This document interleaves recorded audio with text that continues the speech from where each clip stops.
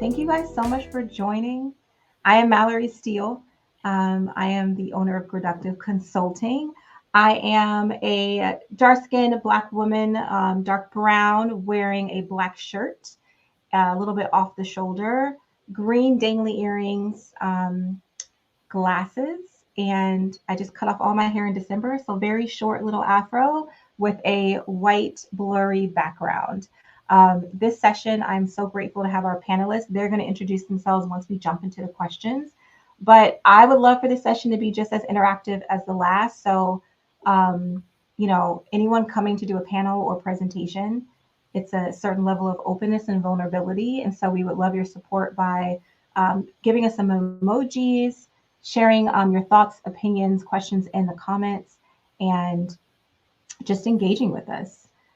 So going straight, I'm going to go back and forth between sharing my screen. So it'll get a little bit slow, but here we go. So overcoming barriers to entry, how to break into leadership roles. I am going to address the first question to Carolyn. And so before you answer the question, please introduce yourself, Carolyn. But the question is, what inspired you to pursue a leadership role? And can you share any barriers you face? How did you overcome them? And I'll put the question back up. Perfect. Yes, so my name is Carolyn Dumont. I am a white woman, pretty long hair. Color, I'm not sure anymore. I think I've dyed it so many times, but reddish brown, and wearing sort of a tweed jacket today. And I support the L&D team that supports the customer success and the customer support folks at Microsoft. So in terms of the question, it's really interesting. I don't think I was very intentional when I came into leadership. And so let me kind of give the context there. When I was in university, I waitressed to put myself through university. And at one point, one of the owners asked me if I wanted to manage his restaurant. And he said, hey, maybe you can still go to school, manage the restaurant. And I thought, yeah, that sounds great. I like the idea of leading people and making decisions, and just kind of aligned. So that was my first leadership position, which I don't think I had really kind of been intentional about. And that really sort of propelled me forward, I would say. Over time, there's always an element of, I wouldn't say luck, but I worked in smaller companies. And just when you work at a smaller company, there's so many gaps, so many opportunities that you see, and that you can raise your hand and say, hey, I'd love to do that.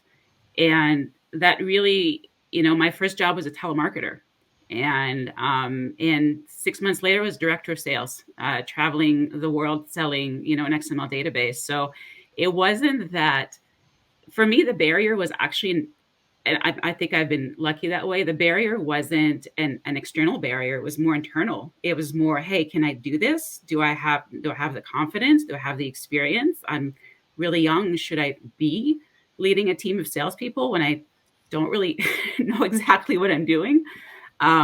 So I think the barrier was myself, and sort of like building on my experiences, learning, growing, having access to different folks who believed in me and coached me. And so I think it was as much internal as it was external, especially in the beginning. Yeah, 6 months from. It was a very small company, to be fair. It was 25 people at the beginning. It's still impressive. Put it in the chat how many people worked in restaurants. I can raise my hand and say I did. Courtney says she did too, and Nora, all of us. So yeah, those are the days. Sometimes I miss it, the hustle and bustle of it. Yeah. Courtney, same question to you. What inspired you to become a leader? Okay, let me describe myself though. I am a paper sack brown woman wearing glasses, a red lipstick. Hair is a lot of different colors, black, brown, blonde underneath. And I'm wearing a dress that has a snakeskin print. Wow, what inspired me to pursue leadership? I would like to say that I did not pursue leadership per se. I pursued the opportunity to influence others. And when you pursue the opportunity to influence others and leverage your influence, you quite naturally, people are giving you the title of being a leader. For me, I look at my belief, my faith that guides my journey. And so, therefore, I was placed into a leadership role by my behaviors. In regards to the barriers that I face, every day, anytime you are doing good work, you will be faced with people who have opposing thought. And in order for you to learn, and let me just say this, I used to be a school teacher and I worked at restaurants too. But as a school teacher, I was always taught to be a ongoing, continuous learner. And so the barriers that I'm dealing with day in, day out is people asking me, how do you know what you know? Why should we trust you? Why should you be in this space? Who qualified you to be in this space? So those are the barriers that I face, and how I overcome them. I never take no from someone who does not have the authority to tell me yes. And if I'm told no, I may say, okay, I can't go through your door. I can't sit at your table, but guess what? I will bring the wood to build my own table. It's okay. And so that's how I overcome my barriers. And that's how I guess, pursued leadership. But once again, I focus on being influential and making an influence. I love that. I remember hearing some time ago from someone that's used the phrase qualify yourself, right? When sometimes you feel like, am I qualified to do this? And it's like, yeah, I'm self-qualified. I'm just going to pat myself on the back. I want to put this question to Nora. Nora, please feel free to share your inspiration of how you decided to get into leadership roles. But this question is, have you ever encountered a situation where your qualifications or experience were questioned because of your gender? How did you respond to this? And what advice do you have for others who may face similar challenges? Yeah. So my name is Nora Pykkonnen. So I am currently at AWS. And before coming to Amazon, I was an entrepreneur for 20 plus years. And describing myself, I am a white female, about 5'5". I am 58 years old. I wear glasses. And my hair is naturally red, and I also have to dye it to keep it from turning completely white at this age. So definitely has been dyed. So this one actually hits home. So I didn't actually pursue a leadership role. Right out of college, I was an auditor. I worked for Arthur Andersen, and then I was the controller of Autodesk, and love my job. And it was actually following my heart that I fell into a leadership role, or I basically became an entrepreneur. So one of my best friends from high school died within a week, and I needed to move very quickly to Denver. And I actually interviewed with a company, and they basically told me that they needed to always look and feel the resume, and resumes would never be automated. And I walked out of that interview and called someone who then became my partner and said, hey, if this company can do this and they're $400 million, we can do this. So I actually 3 weeks later started what is now Slalom Consulting, and it's a $4 billion plus consulting firm. And I started it because I really followed my heart. So did not, really pursue a leadership role. It was more out of desperation. I needed to move to Colorado, start a company. And what happened is we were about a year in of when I founded the company, and the person who's now the CEO of Slalom worked for one of the big 6 accounting firms. And he wanted to meet with the managing partner of that big 6 firm and have them be our managing partner.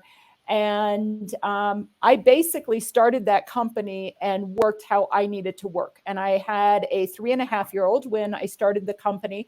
And so we went to meet this managing partner in Seattle with my 3.5-year-old. And basically he said, if you plan on bringing your children to the office and that's the way you're going to work, you're going to fail. And walked out of that meeting and said to Brad, who became my partner, we're not going with that firm, and we're going to do it our way. And the culture of Slalom today is very family oriented, and family is first. And so definitely it wasn't just because of my gender, but it was because of the way I was working that I was told it was impossible. And at that time, we were profitable in the second month. It was starting slalom with $10,000. And so at that time, we were probably a $3 million company. But always, I never had anyone else take care of my kids. I brought my kids to the office. I had 3 more while with slalom, and always worked the way I felt I needed everyone else to work, and everyone was able to bring their kids to the office and put their families first. Nora, listen, I think you have all the moms, our hearts are like this story, right? Because we've felt that. And I love when you said how it, for you, was more desperation. And I think that was kind of my journey starting my consulting in 2020. At the time living in Turkey, and just my whole story, which I won't get into, but sometimes it's desperation, right? It's not even inspiration or doubt. It's just, I have to do it. But hearing about the family friendly and you having what, 4 children? I now have 4. Yeah. Yeah. I can see the chat. I can see all the emojis of everyone like, yes, all the moms that say it's so hard sometimes to balance, and to be able to have that confidence to say, my kids are a priority. I want to bring the same question to Carolyn and Courtney.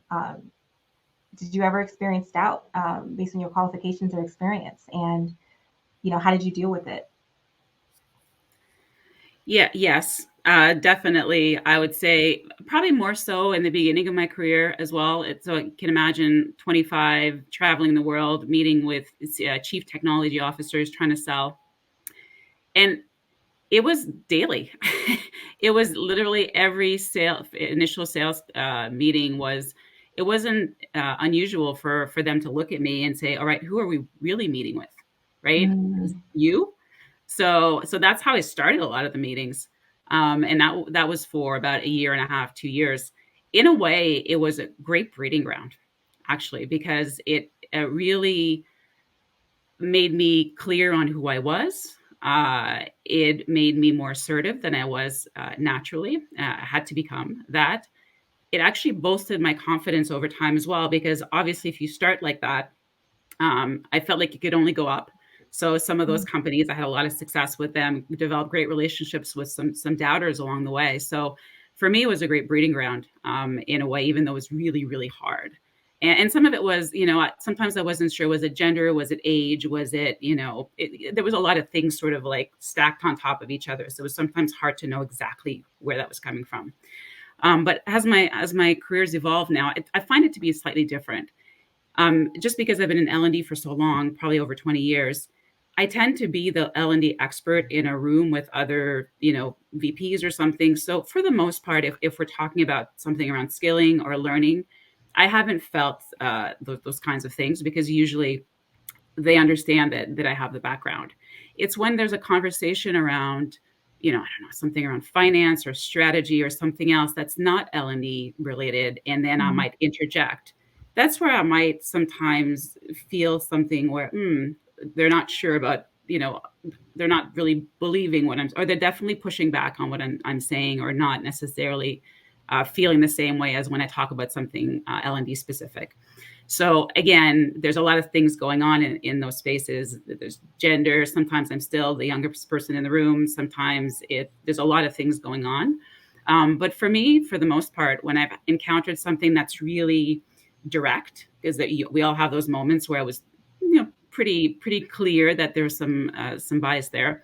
I've actually taken some of those folks out to lunch, and I enjoyed our conversation, would love to know more about you. And I've probably taken some detractors out to lunch 10 or 15 times in my career. It's made for some uncomfortable lunches sometimes at the beginning. But I found that, you develop a relationship, you get to know each other a little bit better, trust starts to build. And then for some, I've actually gotten really comfortable over time. And then we have a conversation about, hey, do you remember that time? Let's talk about that. This is how I perceived it. How did you perceive it? And then sometimes I've learned things that I didn't know about, right? How I perceived what was going on was completely different than what they were thinking. And they had no idea that I was receiving what they were saying in that way. So it's been, it's made for some great relationships and some difficult ones as well. Um, but I know that it's not necessarily a scalable way to go. Like, you can't take everybody out to lunch in the company. But I've been very mindful of doing that. And, one of the biggest ones I've ever had was biggest detractor I had at one of the companies. Not exactly sure where it came from originally, but after working with him for 5 years and gaining his trust, and, we worked really well on certain projects. When I left that organization, I mean, it was the most authentic, kindest email I've ever had from somebody about how I influenced him organically. So that was great. So again, not necessarily a scalable model all the time, but one that I've had success with over time. Yeah, we have to find a alternative, right? Because I'm like, I think most people are like, oh, okay, do I fly in and take them to lunch? Yeah. Everyone's remote. You can have a virtual coffee. I've also done that. Yeah. Just hearing, that we were talking about in the earlier session about the intersectionality of, race, gender, ethnicity, age, right? And so that's a good point when you feel something and you're not exactly sure what it is and where it's coming from, but you feel it, and that intuition that we have within us when you know. Courtney, if you want to piggyback on doubt, please jump in. But I want to ask you, how has mentorship played a role in your career growth and development? And how did you get a mentor? This is a top question, right? People want to know, how do you get mentors? And then can you share a specific experience where a mentor helped you overcome a barrier to entry? Oh, wow. Mentorship, I actually can say that I learned more through my mentor than I have learned throughout my years in colleges. Mentors gave me absolute examples that I could look at, I could touch, I can experience, and they were able to share how they problem solve. Like, oftentimes they say, hey, if you want to learn something, get a mentor, get a coach, and it shortens your learning curve because that person has experience, and they're able to offer that perspective. I also want to name that, and it may sound strange, you all, don't laugh at me in the chat, but your mentor does not have to be alive. I find that I have plenty of books that I have said, Napoleon Hill is my mentor. And they're like, that guy's deceased. Yes, he is, but his words still live and they're still applicable. So I leverage books. I leverage videos. Like, I'll go back and watch the video of this conversation. And you too, you three ladies, you will be my mentor, whether you know it or not. I will also say with my mentor, I traveled this week to actually observe my mentor in their element. And I reached out to my mentor because he was a former professor of mine. But I reached out and I asked, hey, this is an area of opportunity for me. How can I support you with your vision, your mission, and learn while doing as well? Because when we think about our mentorship relationships, we have to also be mindful that mentorship is not about that person that you have opted to be your mentor giving you have to be able to add value to them as well. And so, like, I'll go on LinkedIn, you all may, while talking, may get a link from me, a request from me, because I want to be able to support you with executing your vision and learning as well. And and one more thing, use social media.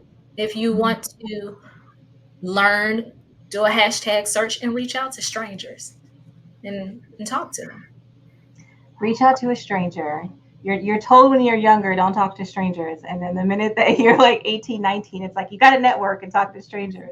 Yeah. Nora, same question to you, but I wanted to pull a question from a chat, and thank you so much, Allison, for providing it. So what are I would say, what are your perceptions of formal mentors / models versus informal mentors and models? And she says, people tout formal, but I find informal more important. And so what are your thoughts on that? And as well as in your entrepreneurial days, did you have mentors during that journey?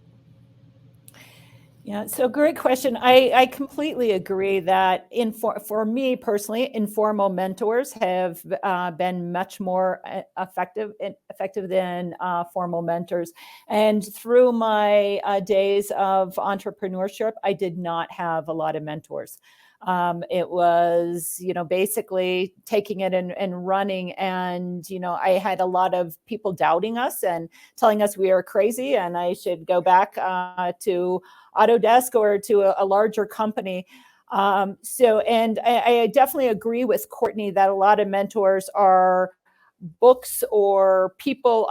Honestly, my biggest mentor has always been my mother, that she always said, hey, you can do anything. She always removed all barriers, and she has been my biggest mentor. And she's not alive today, but still I think of her as far as, when I am in very difficult situations and what I need to do. And I also agree with Courtney that it's very, very important for mentorship to be a give and take. Right now, I'm very involved in a mentorship programs globally with Accenture and with AWS. And we really need, everybody can give something to our mentor. So definitely making sure that you're helping out and it's a give and take relationship. Thank you for that. Carolyn, any thoughts on mentorship? I mean, I think everything that Courtney and Nora just said definitely resonated with me. Same here. I've never asked anybody to be a mentor. And so I think the informal piece of it as well, it's almost like working with folks or meeting some folks at conference and then having a chance to work together or connect. And then it just kind of evolves into a mentorship, even though I don't think I've ever said, I think I said it one time to one person, hey, I'm putting you on this slide as my mentor. Do you agree? Because we had never kind of formalized it or anything. It was just sort of like organic. And I think the most powerful mentorships are the ones that are give and take to your point. Even when I'm trying to find some mentors for some team members on my team right now. And I always just encourage them to also explore. And hey, are there people that you work with that you think would be, ideal for this, that you already connect with? Let's start there.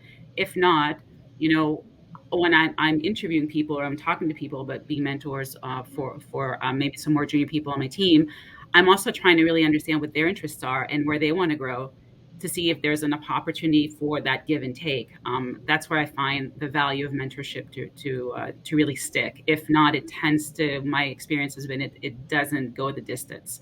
And obviously when you do that, you want something to go the distance. Yeah, it sounds like this is these two could have been switched in this case, where networking will be first and then mentorship comes later. But from a 1 to a 10, how effective has networking been in your career journey? And what are some effective strategies for building meaningful connections and relationships? So I'm going to adapt this question slightly to the remote world that we live in, right? Because we are networking in a very virtual space. And so do you have any strategies in that case? And then, of course, just give us a rating from a 1 to a 10. How effective has networking been? And I'll start with Courtney. I will say it has been a 10. I'm here. This is a result of me networking with you, Mallori, via social media. Few strategies, whether remote or in person. And I'll share in person, when I'm in person with someone, I always take a picture with them. We take a selfie and I send a text with our picture in there. So for one, it makes that connection. As it relates to being remote, I think strategy is sharing. Once again, share information. If I find an article, I know that Nora likes X, Y, and Z. If I find an article, I'll send that over to Nora, or I'll consolidate and curate content that will add value to her and share it with her. Also joining groups, being active in groups, being vocal, but most importantly, when you're networking, show up as your authentic self, show up as who you are, because you have to make those connections and establish them on a foundation that is solid and real. So show up as yourself so people will know and they'll be able to make a decision whether or not they want to connect with you. Thank you for that. Nora, how about you? So definitely agree that networking has always been a 10. And definitely in my slalom days, the first customers I had were people I worked with at Arthur Andersen, and they were the first customers.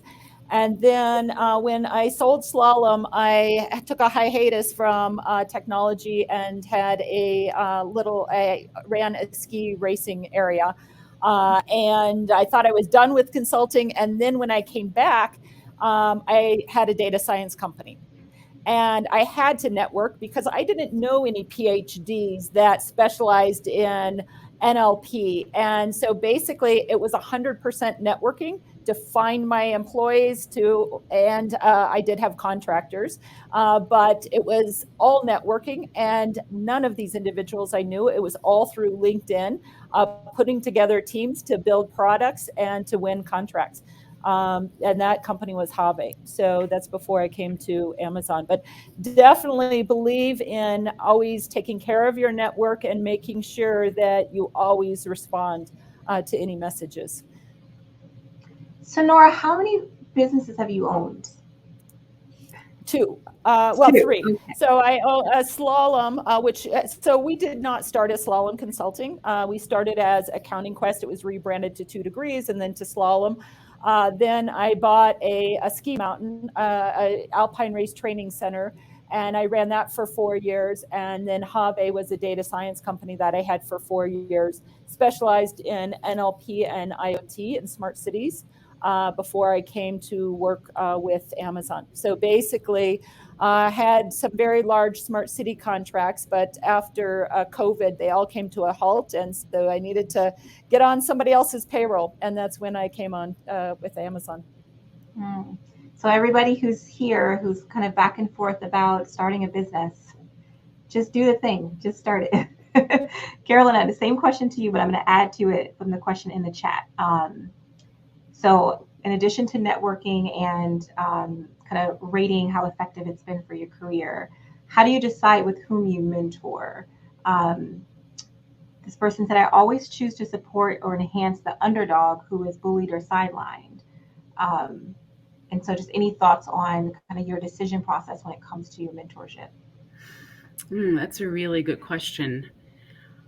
I don't know that if I think about, I have had a lot of team members on my teams who would probably say that I did mentor them, and maybe I'm not thinking about them in that way right now because obviously, right? So there's sort of informal mentorship and maybe more formal, if you want to call it that way.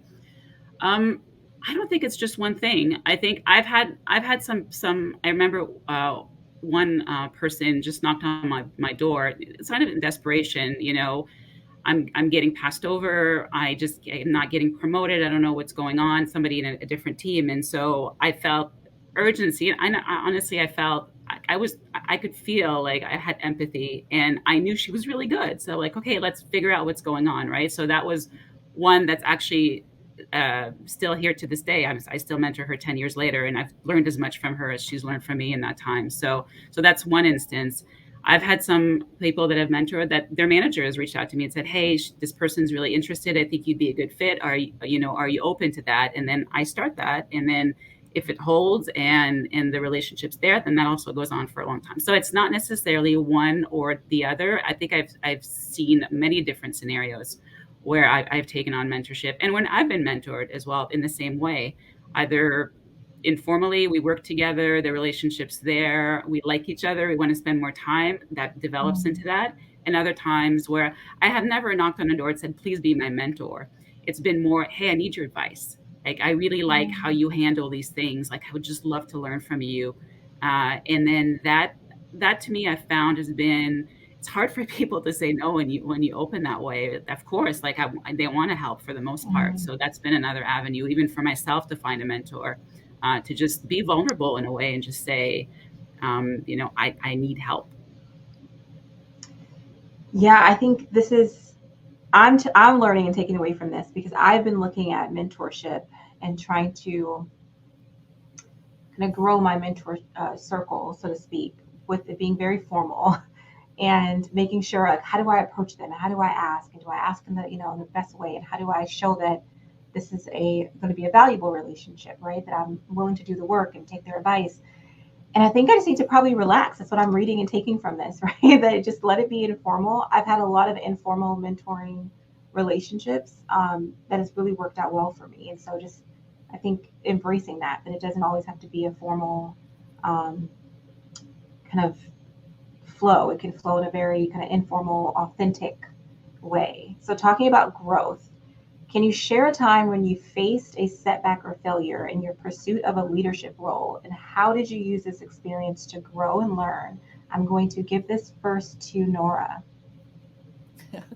Okay, so my example of this would be the ski area that I bought. So it actually was the biggest financial mistake I ever made in my life. So in 4 years, lost everything we had, and ended up filing for bankruptcy and was at ground zero, and basically had to start again from scratch. So and I talked to Brad about coming to slalom and decided to start a company, and basically had to reinvent myself completely, because when I left slalom was really consulting on ERPs, on Salesforce, and I didn't know anything about data science. And so basically it was a crash course on data science, on how can we really leverage ML and NLP.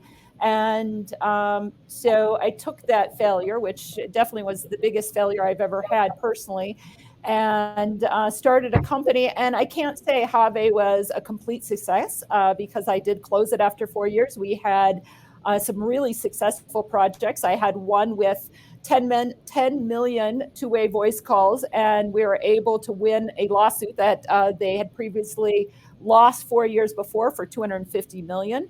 And we were able to sell that product, but still lost a lot of money on Have. So it was a failure too, as far as financially.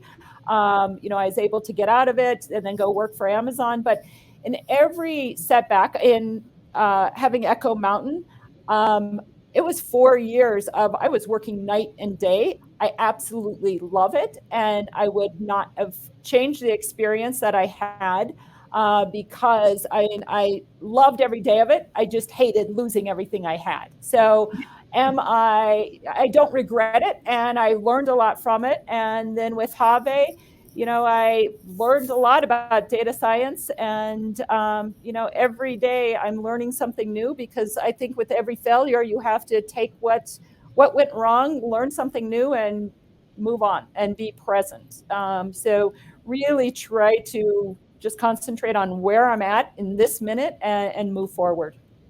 Let me ask you a follow-up question to that, because we're in a very interesting time right now with the beginning of spring and everyone going through major tech layoffs, me being one of them. Yeah. And although it's not a personal failure, right, it still feels like a failure, right? And so curious if you have, for those on the call, it took me a little bit to kind of figure out how to grow past it. I had a slow burn. I wasn't really too affected initially from the layoff. It was more like the month or two later that I'm like, man, this has been hard to take. When it comes to those type of failures, when it comes to bouncing back, what advice would you have for anyone, if it's a personal failure or a layoff failure where it's not really any fault of your own, it's just business? Yep. And Mallory, definitely feeling that every single day right now. And in tech, I mean, it's heartbreaking to see the layoffs, the pressure. But I think what is most important is to focus on what you are passionate about, follow your heart, and take care of yourself. So what do you need to do today for you to be okay and be present today? So my getaway is running and yoga. And if I didn't have that, I think I'd be crazy. So really focusing on how can you be healthy, how can you be happy, and not wrapping everything around your job or your company. Because if Echo Mountain would have put me under if my life was based on that and that failure. So I think you have to have other passions, and you have to think of yourself first, so you can then take care of your families and others around you. So And mentally, I think that is so important because through now and, in previous experiences I've had, it's so easy to get in a mental rut. And it's so important that we understand how can we build resilience and bounce back. So I'm really always looking for how can I bounce back and move forward, and what is important right now. Being present and mindfulness and yoga have really been important. Thank you. Of course, Courtney and Carolyn, if you want to touch on this one, feel free. I'm going to go to the next one about learning. And so, how important is ongoing learning and development and breaking into and succeeding in leadership roles, professional development, so to speak? And what are some effective strategies for staying current and expanding your skills and knowledge? And I'll throw this one to Courtney. All right. Learning, as I shared, is super important. It's super important because you think about doctors. If you had a doctor that was trained in the 70s, 80s, you would not want them to use those same techniques while supporting you. And so therefore, for myself, I have an email account that I set up where I sign up for webinars that I may not attend on that day, but I sign up for them, and I have filters set on my email that I can go back and watch webinars. I also look beyond just learning and development per se, and I look to other industries to learn from other industries to see what's happening in their industry that I can possibly take and make my own. And I also want people, especially women, to be aware that you don't have to go get a certification, a credential, or another degree to learn. You can learn by observing. Like, I have this thing where I people watch, and I tell people, well, I'll go sit in Starbucks in the morning and just watch. And I learn customer service flows from watching the people inside of Starbucks. I learn how they coach their staff by observing and just asking questions and listening. A lot of learning can occur in silence and by observing. Thank you. Carolyn, how about you? Definitely. I'm in the middle of a doctorate right now as well. And really, I took that on not because I felt like I even needed it for my job. I was just really interested in the topics. It's learning leadership in organizations. So I want to learn more about, the formal theory of leadership, organizational development, and data science, which has brought me to my knees at certain points in this program. But all of those things, and even when you were talking about networking before, I was like, I didn't enter that thinking about my network, but I've developed a great one from it. So that there's another 70 people that now I know that I can reach out to that have done some of the same experiences. So that's another part of kind of like learning as well. They're all kind of intertwined. And just in terms of what Courtney said, she's right? You wouldn't want your doctor that's studied in the 70s and hasn't refreshed. And same thing for us. What is AI going to mean for L&D? Like all of those things right now, I'm thinking about, all right, how do I go educate myself? How do I get hands-on? For me, the big part is hands-on. So yes, there's formal learning programs, which are great. Obviously, you can pursue some of those, but I think the real magic is in the stuff that you see and that you're surrounded by. You see colleagues, and I've spent I don't know how much time in ChatGPT trying to figure this thing out, and starting to kind of go start to go to conferences to learn more about this. So like there's all these other things that we have to refresh ourselves on and be clear about the skills that we think that we want to develop in ourselves as well. The problem is also that there's so much choice. Like you could literally throw yourself in so many different directions, and that might not also be, the right thing to do. So I'm also trying to be mindful about, hey, which are those 5 or 10 skills that I think I need to develop now for this new L&D space that's coming our way, and trying to spend some time on that. That's the advice I recently got as well. Identifying my 3 to 5 topic areas, right? Because there's so much to learn, and there's so many areas and directions you can go into, especially when you're not even sure you want to stay in L&D, right? It's right. Like, where can I go? Taking the tip from you, Courtney, about having a separate email just for kind of learning and training and going back for webinars. I avoid signing up for things like that because I'm like, oh, I know I can't attend that day, and I don't like to have a crazy inbox, but that's a great tip to just let it sit there and go back when you may have the time. I have another question that's more about reflections. Let me bring it up. What advice would you give to your younger self or someone just starting on their journey toward a leadership role? And what insights or lessons have you learned that you wish you had known earlier in your career? And I know this is always a tricky one because it's shoulda, coulda, woulda, right? We are who we are because of the experiences we've had in life. But if you could pick, um, a few, what advice would you give to your younger self or someone just starting out? And I'll have Nora, you start first. So definitely follow your heart. So I started and I got an accounting degree because I always felt like I would have a good job. And I was a horrible accountant.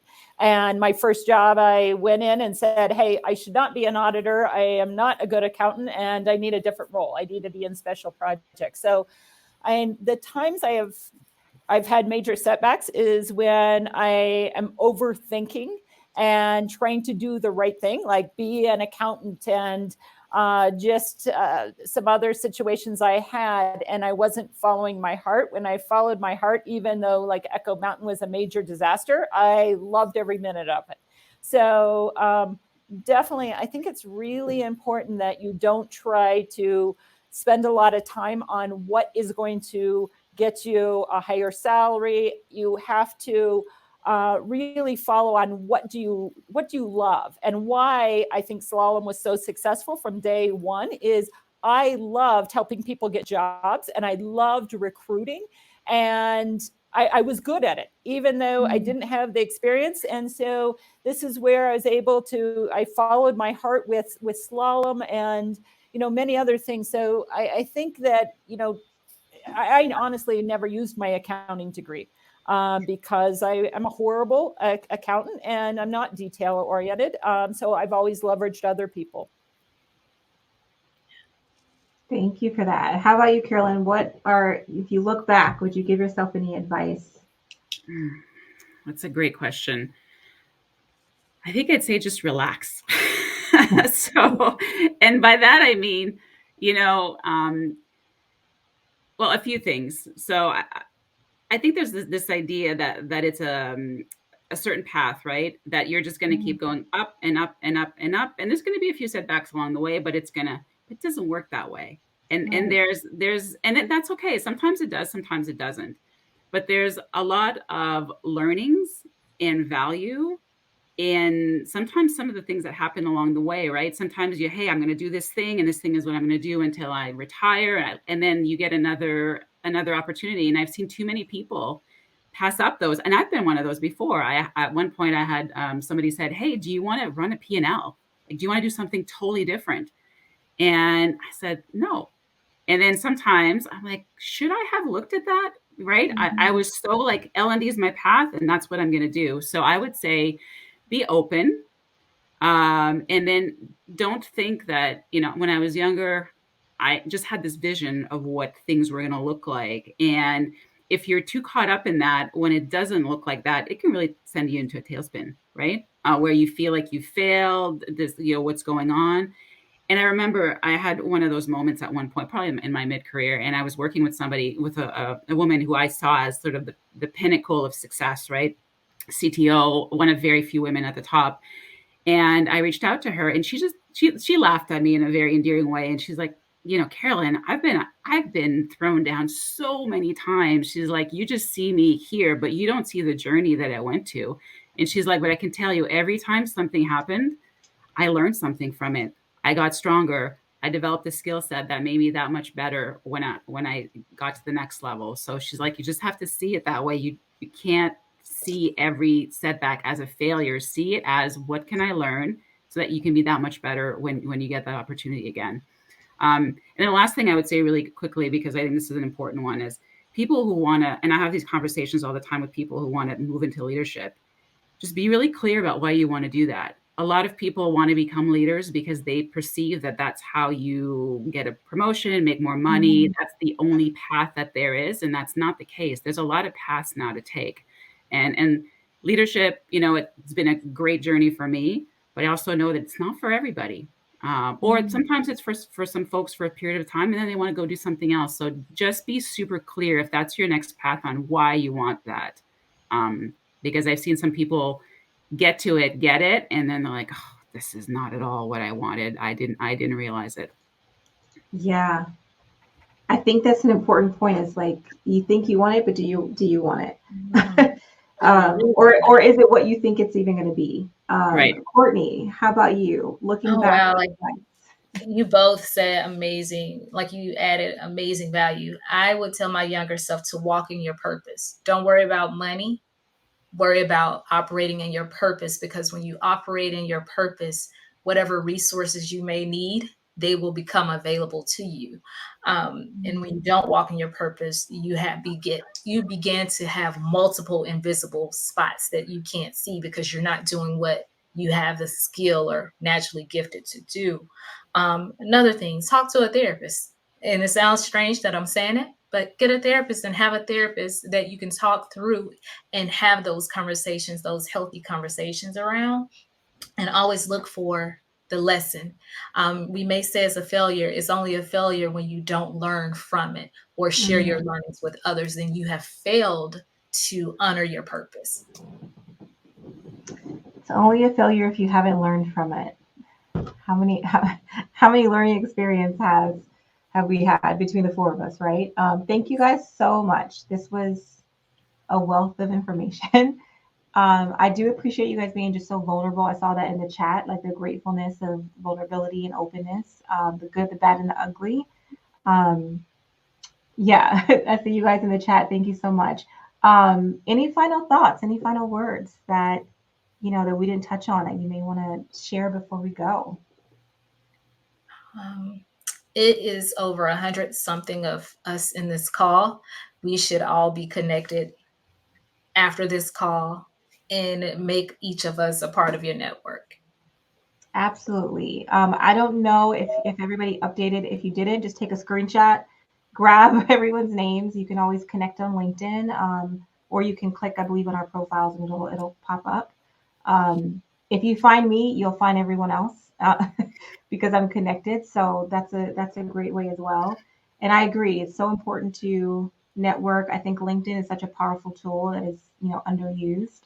And so thank you. How about Nora? You came off mute. You have some thoughts?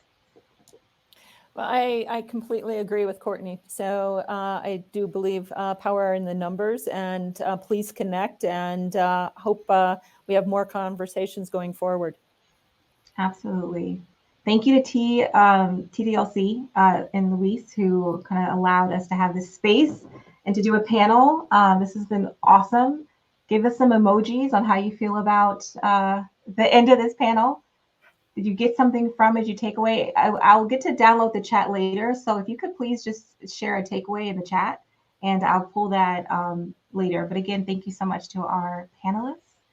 And then thank you, Allison, for keeping us on time. I know we're 5 minutes over, but stay around for the next. Who's next, Allison? Please come on stage. There you are. Yeah, it takes a minute. I'm not sure if you can. Yeah, you can hear me now. The next one should be on knowing your worth, but instead of dollars and cents, kind of getting into the psychological elements of that, I believe. And we've got Cassie Labori, I hope I'm saying her name right, talking with Betty Danowitz about that.